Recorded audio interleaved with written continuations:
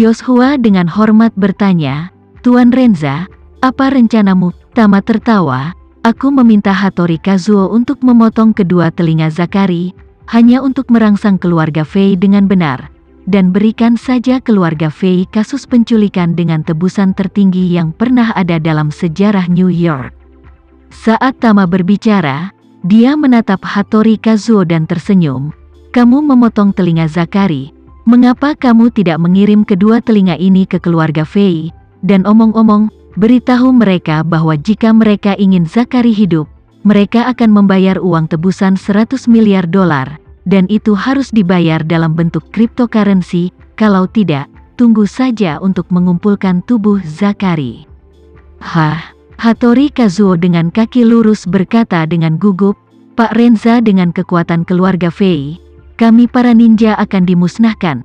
Tama tersenyum dan melambaikan tangannya, "Jangan khawatir, Adam Fei juga tidak. Nor Darwin Fei akan memiliki kesempatan untuk pergi ke Jepang untuk membalas dendam pada Ninja Iga. Setelah masalah ini selesai, keduanya akan selesai. Ketika lelaki tua dari keluarga Fei mendapatkan kembali kekuasaannya, Ninja Iga Anda tidak akan menjadi musuh keluarga Fei, tetapi salah satu dermawan keluarga Fei." Mengatakan itu, Tama menambahkan, "Hattori Kazuo, ada banyak sisi dari segalanya.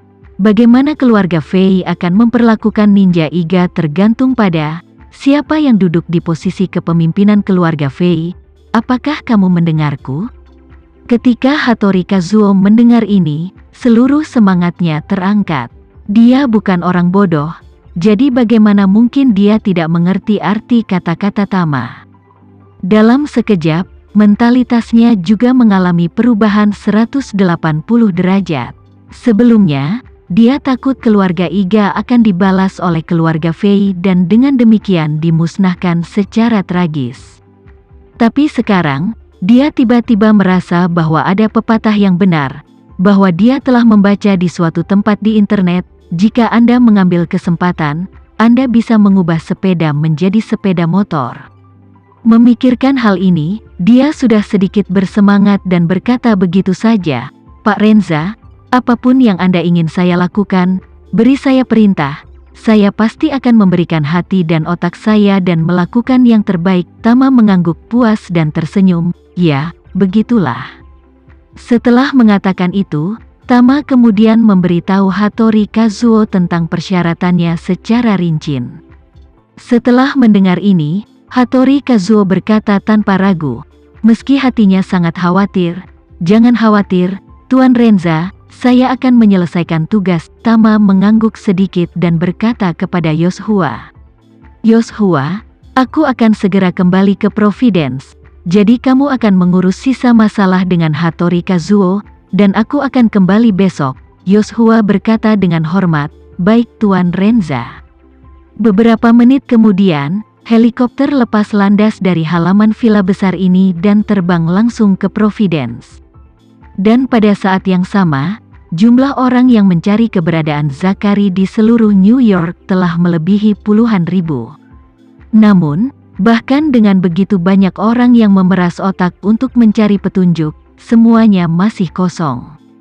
Mobil sampah yang melaju keluar dari Hotel Wang Fu, seolah-olah menguap, tidak dapat menemukan petunjuk apapun. Semakin tertunda hasilnya, semakin gugup keluarga Fei. Darwin biasanya sangat ketat dengan putranya Adam, tapi cucunya Zakari sangat memanjakan dan manja. Sekarang Zakari diculik, tidak ada petunjuk. Dia memanggil Adam ke ruang kerjanya, dengan tegas bertanya, "Apa yang kamu lakukan? Sudah lama berlalu, mengapa masih belum ada berita?" Adam juga bingung dan berkata, "Ayah, ninja Jepang itu tampaknya telah menguap.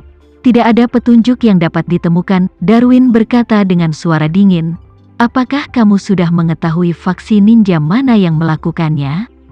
"Belum." Adam menghela nafas, "Data entry telah ditransfer, tapi ada terlalu banyak orang yang menyaring.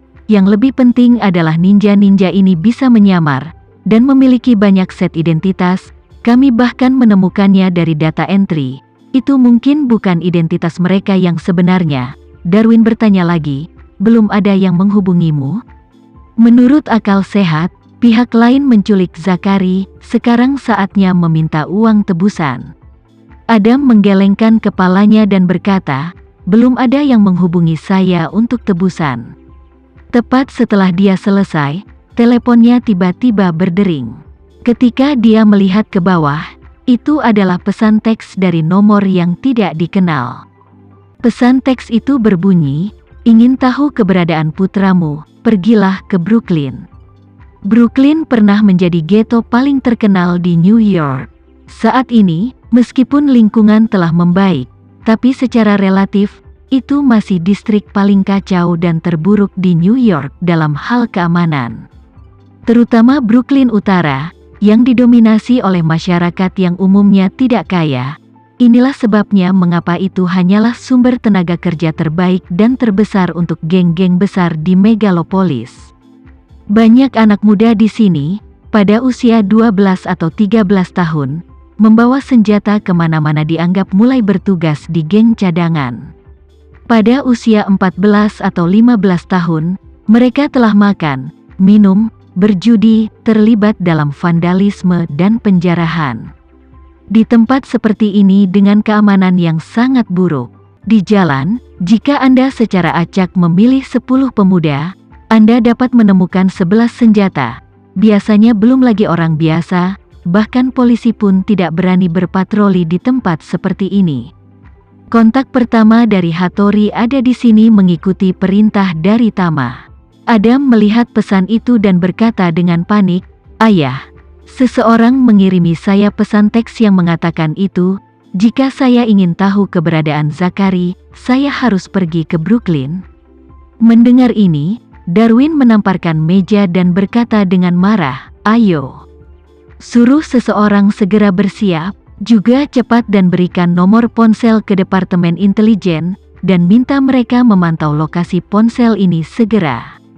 Adam sedikit terkejut dan bertanya, "Ayah, aku pergi?" "Omong kosong," Darwin berseru, "jika Anda tidak pergi, apakah saya akan pergi?" Adam berkata dengan agak gugup, "Lokasinya tidak aman, dan aku khawatir ini jebakan." Darwin melambaikan tangannya dan berkata, "Tidak ada yang perlu dikhawatirkan, kamu pergi saja, biarkan seniman bela diri pergi bersamamu. Selain itu, ambil 2 tim pengawal untuk diam-diam melindungi keselamatanmu. Dalam hal ini, bahkan pasukan khusus tidak dapat menculikmu."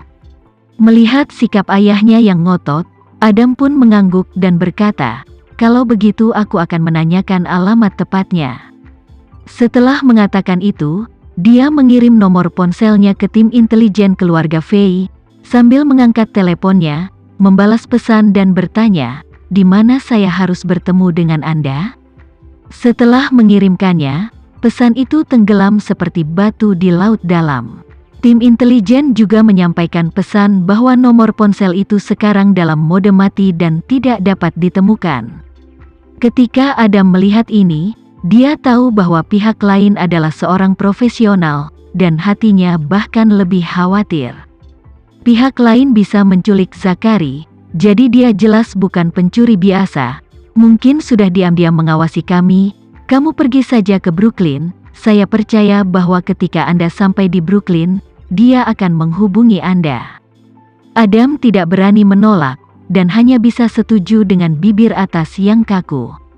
Dia cemas tentang penculikan putranya, tetapi dia berharap menggunakan uang itu untuk menyelesaikan masalah, atau gunakan saja orang-orang keluarga Fei untuk menyelesaikan masalah, dan tidak mau mempertaruhkan nyawanya sendiri. Tetapi saat ini dia tidak punya pilihan lain selain mengikuti instruksi ayahnya, mengatur tenaga kerja dan bersiap untuk pergi. Segera, 3 konvoi meninggalkan tanah keluarga Fei satu demi satu. Mereka memiliki 2 tugas. Pertama, untuk diam-diam melindungi konvoi Adam, dan kedua, menunggu informasi dari tim intelijen, sehingga begitu ponsel pihak lain dihidupkan dan lokasi mereka ditemukan, mereka akan segera mengambil kendali atas mereka.